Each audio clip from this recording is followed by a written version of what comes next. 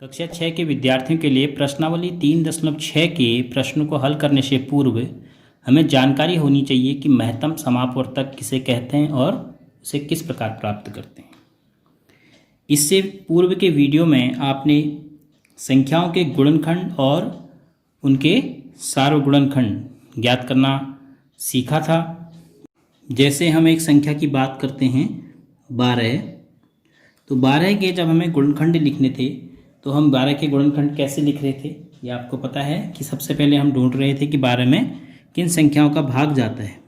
तो 12 में एक भाग जाता है 1 का, 2 का, 3 का, 4 का, उसके बाद 6 का और 12 का। अब अगर एक संख्या और 20 की हम बात करें तो इसके गुणनखंड लिखें तो 1, 2 का, फिर 4 का, फिर 5 का, फिर 10 का और फिर 20 का। तो हम 12 के गुणनखंड इस प्रकार लिख रहे थे और ऐसे ही हम 20 के गुणनखंड लिख रहे थे। तो अब यदि हम बात कर रहे थे सार्वगुणनखंड की, तो आपको पता है हम सार्वगुणनखंड कैसे ढूंढ रहे थे।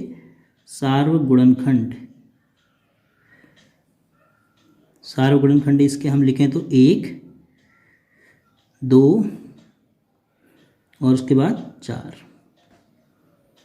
तो संख्या 12 और 20 के सार्वगुणनखंड क्या हैं, 1, 2, 4। और आपको ये भी पता है कि किसी संख्या के गुणनखंड परिमित होते हैं, उनको हम गिन सकते हैं।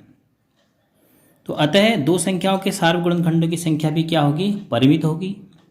तो इसका मतलब उसमें कोई न कोई गुणनखंड होगा वो सबसे बड़ा होगा। तो जैसे यहाँ पर 12 और 20 में सबसे बड़ा सार्वगुणनखंड क्या है, 4। तो इस 4 संख्या को हम 12 और 20 का मौसौ कहते हैं। मौसौ का मतलब होता है महत्तम समापवर्तक। अब देखो, अगर इस पूरे शब्द का अर्थ हम बताएं, महत्तम माने सबसे बड़ा, समापवर्तक माने जैसे हम सार्वगुणनखंड कह रहे थे जो दोनों का अपवर्तक हो। अब एक शब्द और आया, अपवर्तक। गुणनखंड को ही हम अपवर्तक कहते हैं।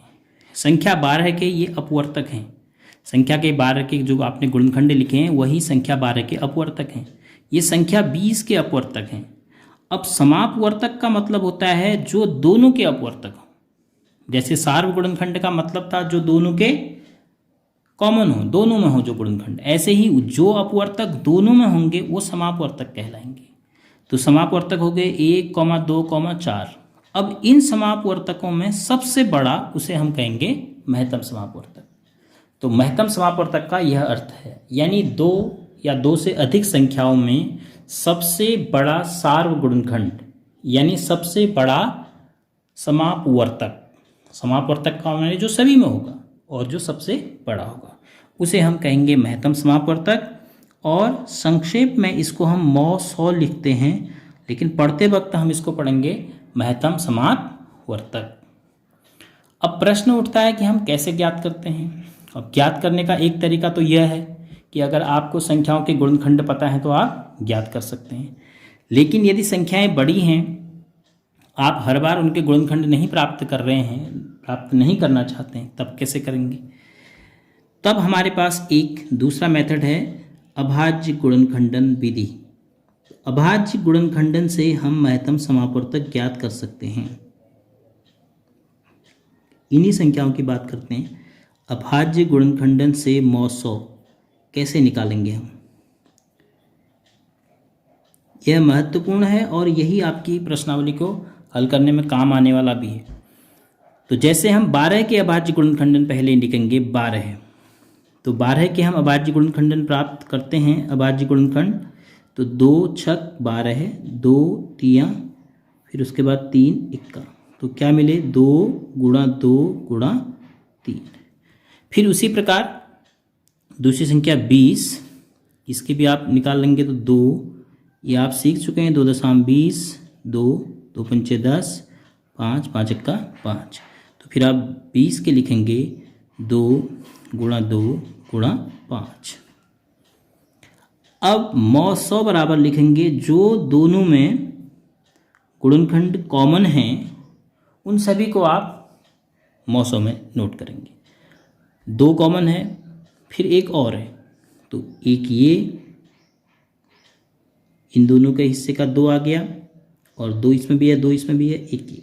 जितने भी गुणनखंड कॉमन है, जितने भी अभाज्य गुणनखंड दोनों में कॉमन है, हम उनको मौ में नोट करेंगे। तो 2 गुणा 2 बराबर क्या हो गया? 4। अब देखो मौ 4 आ रहा था हमारा, और अभाज्य गुणनखंडन से हमने प्राप्त किया, तब भी हमारा मौ 4 आया। तो संख्याओं के मौ निकालने के लिए 2 या 2 से अधिक संख्या हो, 3 संख्याएं भी हैं, माना 20 के बाद 30 भी होती, तो फिर हम 30 के भी अभाज्य गुणनखंडन करते और फिर यहाँ नोट करते, फिर जो तीनों में कॉमन आते फिर उसको लेते। जो अभाज्य गुणनखंड तीनों में होता हम उसको मौ में शामिल करते। तो इस प्रकार से हम मौ निकाल सकते हैं, और इसको अंग्रेजी में हाईएस्ट कॉमन फैक्टर HCF भी कहा जाता है, क्योंकि हाईएस्ट है और कॉमन है फैक्टर। प्रश्नावली का प्रश्न संख्या 1 है, निम्नलिखित संख्याओं के मौ ज्ञात कीजिए।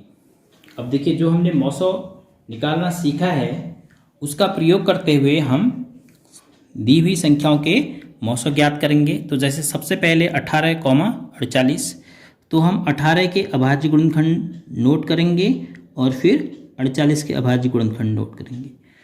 अब 18 के अभाज्य गुणनखंड कैसे प्राप्त होंगे? आप 18 के यहाँ पर प्राप्त कर लो अलग से। 2 का भाग दिया तो 2 9 18, 2 का जाता नहीं है, 3 का जा रहा है, 3 तिया, फिर 3 का जा रहा है, 3 1 का। तो 18 के अभाज्य गुणनखंड आ गया आपके पास 2 गुणा 3 गुणा 3। फिर उसी प्रकार 48, तो दूसरी संख्या 48 के भी आप अभाज्य गुणनखंड कर लीजिए। तो 2 से भाग जा रहा है, 2 दूनी 4, 2 चौको 8, 24 दूनी 48, फिर 2 12 दूनी 24, जितनी बार भाग जाएगा नीचे लिखते जाएंगे। फिर 2 2 छक्का 12 है, फिर 2 2 तिया 6, फिर 3 3 1 3। तो 48 के अभाज्य गुणनखंडों में आपको क्या क्या मिले? 2 गुणा 2 गुणा 2 कितनी बार? 4 बार, और गुणा 3। अब जब आप इसका मौ ज्ञात करेंगे तो मौ में क्या क्या लिखेंगे ये आपने समझना है। मौ में लिखेंगे आप जो कॉमन है, एक तो ये हो गया 2, 1 2 1 तो 1 तो ये हो गया, फिर उसके बाद इसमें 2 तो है नहीं, तो फिर 3 है, एक ये 3 ये 3, इसके साथ इसको ले लो आप। एक 3 और है, तो अब इसके साथ जोड़ा बनाने के लिए कोई है ही नहीं, तो हम नहीं ले सकते हैं। तो मौ कितना हो गया? 2 तिया 6। तो 18 और 48 का मौ हो गया 6। तो इसी प्रकार आप सभी प्रश्नों का हल कर सकते हैं। इसमें बहुत सारे भाग हैं, ABCDEFGHI। तो आप कुछ भागों को मैं आपको करके दिखा रहा हूँ, तो कुछ भाग आप स्वयं भी करेंगे। जैसे 18,60 है, 18 के आप कर चुके हैं तो वही लिख दीजिए, 2 तिया 6, 6 तिया 18। फिर 60 के आपको 60 के नहीं पता है, तो 60 के करने के लिए आप 60 2 से भाग दीजिए, 2 से 2 तिया 6, 2 शून्य 0, 30 दूना 60 हो गया। फिर उसके बाद 2 15 दूनी 30 हो गया, फिर 3 पंचे 15 हो गया, फिर 5 1 5। तो 60 के क्या है? 2 दूनी 4 तिया 12 पंचे 60। हमने दोनों संख्याओं के अभाज्य गुणनखंड कर दिए। अब मौ यानी HCF महत्तम समापवर्तक बराबर, एक तो 2 है कॉमन, ठीक है, उसके बाद कुछ भी नहीं है, ये 2 है तो ये है, लेकिन ये 3 है, उसके बाद एक और है 3 3 3 एक बार, फिर ये 3 है तो यहाँ इसका जोड़ा नहीं है, ये 5 है तो यहाँ इसका जोड़ा नहीं है। कुल मिलाकर आपको दोनों में देखना है वो संख्या होनी चाहिए। तो 2 तिया 6। तो 18 और 60 का मौ भी कितना आया? 6 आया। तो अन्य भाग आपके अभ्यास के लिए मैं छोड़ रहा हूँ, आप स्वयं करेंगे।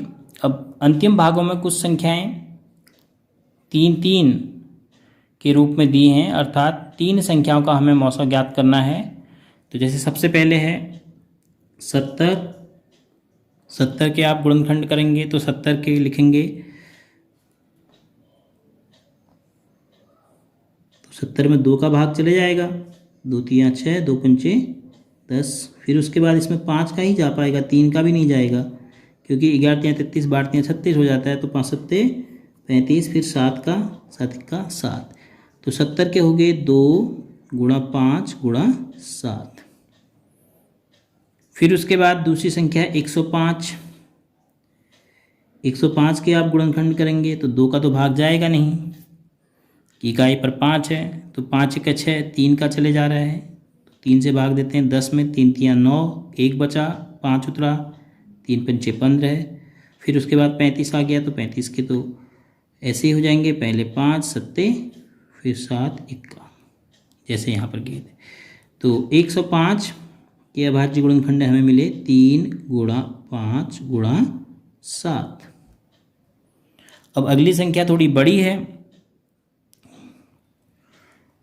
लेकिन कोई दिक्कत नहीं है, आप अगर ध्यान से करते हैं तो आपको गुणनखंड प्राप्त हो जाएंगे आसानी से। तो सबसे पहले 2 से भाग नहीं जा रहा, 7 का 8, 8 और 5 13, यहाँ से 2 में भी भाग नहीं जा रहा है, 2 से भी भाग नहीं जा रहा है, 3 से भी भाग नहीं जा रहा है, तो आप किससे देंगे? 5 से, क्योंकि इकाई स्थान पर 5 है।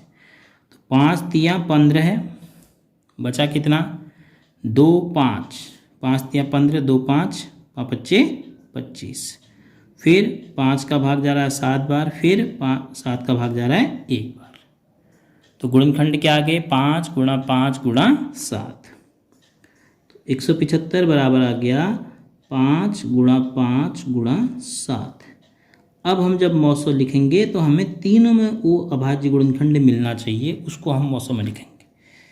देखो 5, ऐसे भी कह सकते हैं आप, 5 5 5, 1 5 मिल गया, गुणा 7 7 7। उसके अलावा कोई भी संख्या, कोई भी अभाज्य संख्या तीनों में नहीं शामिल है। देखो 2 है तो यहाँ नहीं है, फिर ये 5 है तो इसमें नहीं है, क्योंकि ये तो हमने ले लिया। इस 5 को अगर आप इसके साथ मान रहे हो तो इस 5 के लिए यहाँ भी 5 नहीं है, यहाँ भी 5 नहीं है, तो नहीं ले पाएंगे। तो 5 सत्ते कितना हो गया? 35। तो 70, 105 और 175 का मौसो हो गया 35।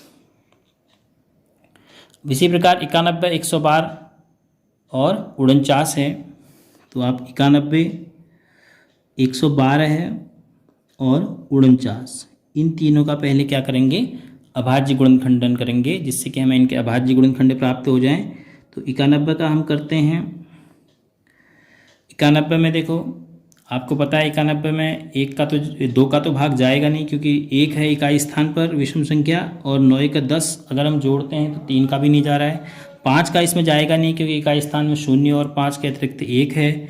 तो अब 7 का जा रहा है, आपको पता है 13 के पहाड़ में आता है, 13 सत्ते 91, और यहाँ पर 13 है, कितना आ गया इसका? 7 गुणा 13 है। अब इसी प्रकार माना हम अगली संख्या की बात करें, 112, यहाँ तक खत्म हो गया। अब 112 के हम कर रहे हैं, तो 112 में 2 का भाग जा रहा है, 2 पंचे 10, बचा 1, 12, 2 6 12, फिर 2 का जा रहा है, 2 दूनी 4, 1 6, 2 अट्ठे 16, फिर 2 का जा रहा है, 4 दूनी 28, फिर 2 का जा रहा है, 2 सत्ते 14, फिर 7 का जाएगा 1। तो गुणनखंड क्या है? 2 दूनी 4 दूनी 8 दूनी 16, 16 गुणा 7, 2 दूना 4 दूना 8 दूना 16, 16 सत्ते 112। अब इसी प्रकार 49 को तो पता होगा 7 गुणा 7 ही होगा, क्योंकि 49 के और अभाज्य गुणनखंड हो नहीं सकते। अब हमने मौसो निकालना है इन 3 संख्याओं का, तो हमने वह अभाज्य गुणनखंड देखना है जो तीनों में है। 7 है, 7 है, 7 है, तीनों में 7 है। उसके बाद 13 है, यहाँ नहीं है, यहाँ भी नहीं है, 2 इसमें हैं, तो इन दोनों में कहीं नहीं है। तो केवल एक अभाज्य गुणनखंड कॉमन है तीनों में, वह है 7, तो वही सबसे बड़ा भी है, क्योंकि 7 के साथ दूसरा कोई भी अभाज्य गुणनखंड नहीं है गुणा में, तो इसलिए इसका मौसा कितना हो गया? 7। तो बाकी जो भी इसके भाग छोड़े हैं प्रश्न संख्या 1 के, आप उनको स्वयं कीजिएगा, क्योंकि अगर आप 1-2 प्रश्न करना सीख गए हैं तो फिर आप उन प्रश्नों को भी आसानी से हल कर पाएंगे और आपका अभ्यास भी हो जाएगा।